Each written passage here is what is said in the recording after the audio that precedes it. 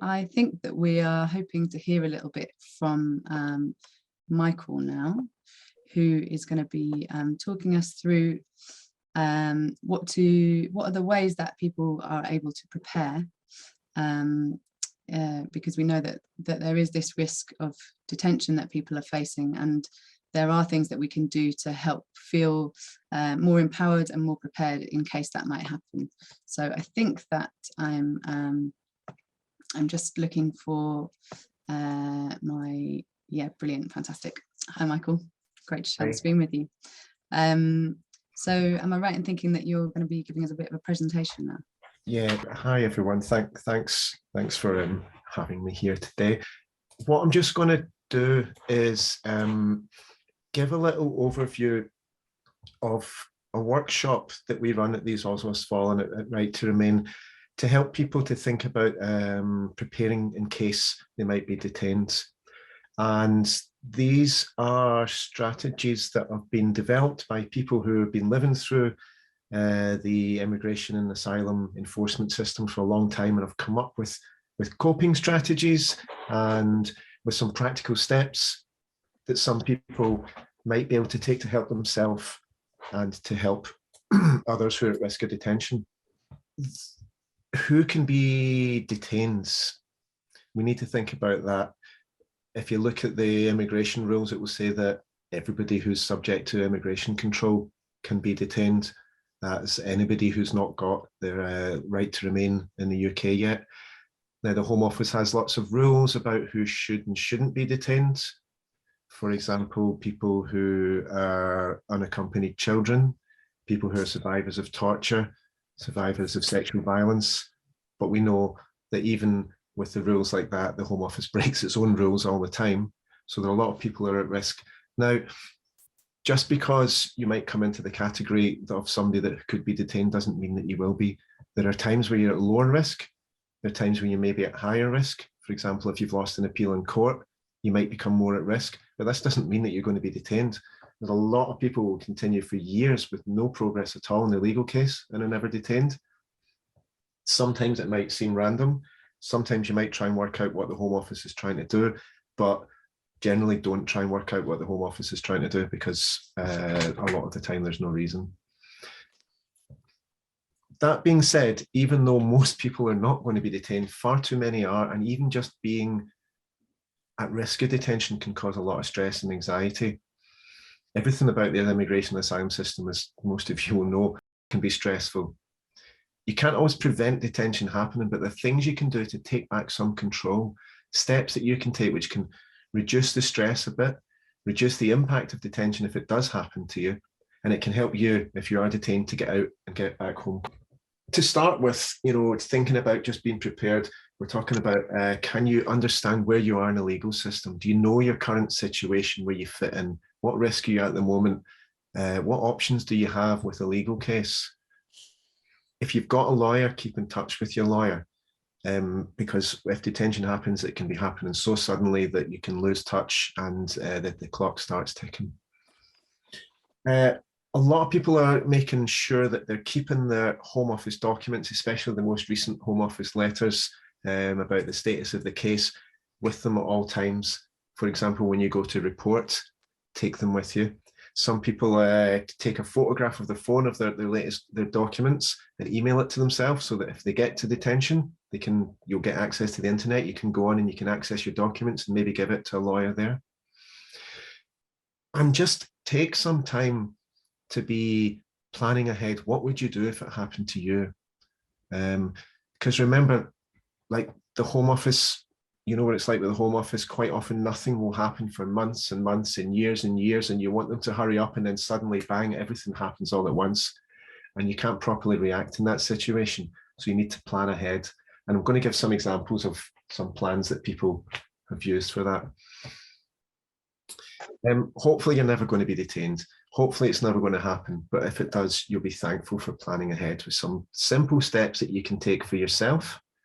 But it's always best to get other people in to help. We need to look after each other now more than ever. If you're going to report, for example, at Home Office, each time you go, can you take with you your most important things that you would want to have For example, your most recent paperwork we've talked about.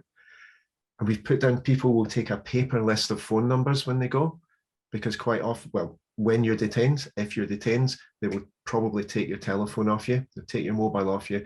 You won't get another phone back for maybe 2 or 3 days. And again, the clock is ticking. If you can make a phone call with someone else's phone or whatever, if you've got your name of your solicitor, your best friend, whoever needs to help you, have that with you. If you take medication, take some with you, because you might need it when you're detained. And in the detention centre, the health services are pretty bad and can be quite slow, so that can help you. These are things that you can do yourself, and so that you know that action will be taken.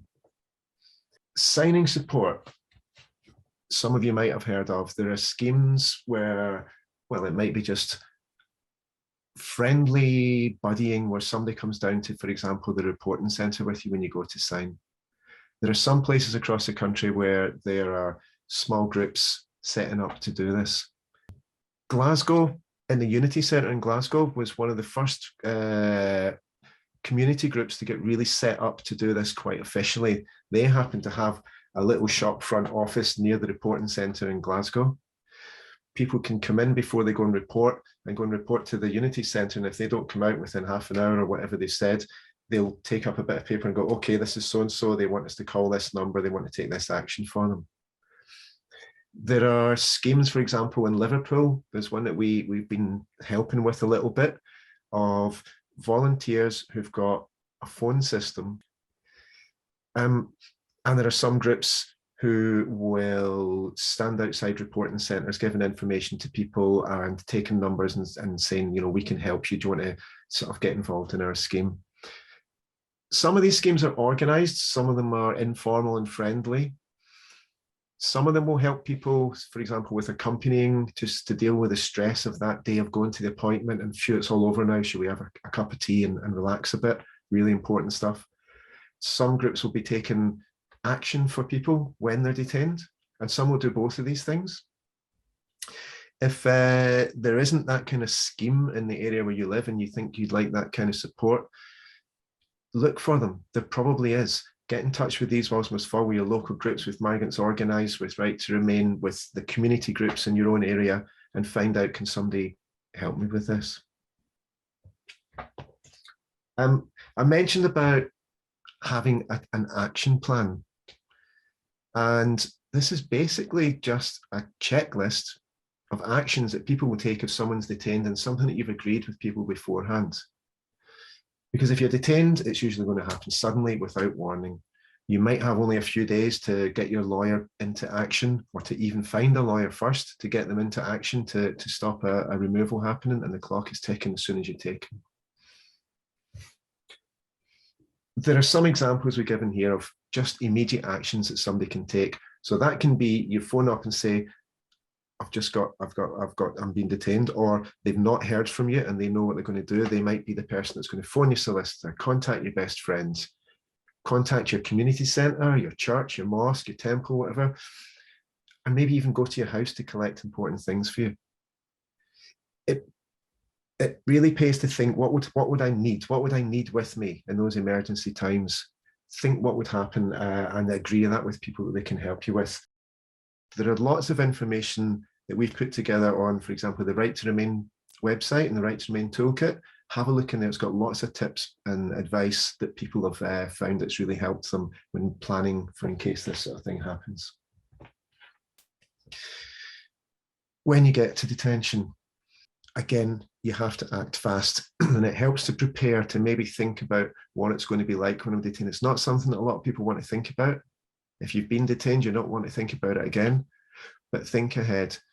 First thing you want to do is make sure you're getting legal advice. You might need to get a new lawyer when you're in there. Would you know how to do that? Ask people when you're in there. Don't shut everything away yourself. Do it right away. You need to get on your case and try and get out of detention. Now, you can apply for bail. You can do that yourself. You can get organisations like Bail for Immigration Detainees to help you. They've got resources on their website. Have a look at that and think, would I understand this resource when I'm in detention? Do I need somebody to help me with this? What would I do? just having these things in mind and thinking it's not going to hit me all at once when it happens, a lot of people have said that can really just keep them going. And while you're waiting to be released, you know, that you've got supporters out there, you need to be making friends and having community groups and people that can do things like come and visit you, or arrange for a visitor group to come and see you to keep your spirits up. People to send you in money, to collect money, to send into you, phone cards and things like that. All this is going to really help people to keep together while they're trying to get out of detention. And there's a lot more information about that in the Right to Remain toolkit. Have a look on the website for that.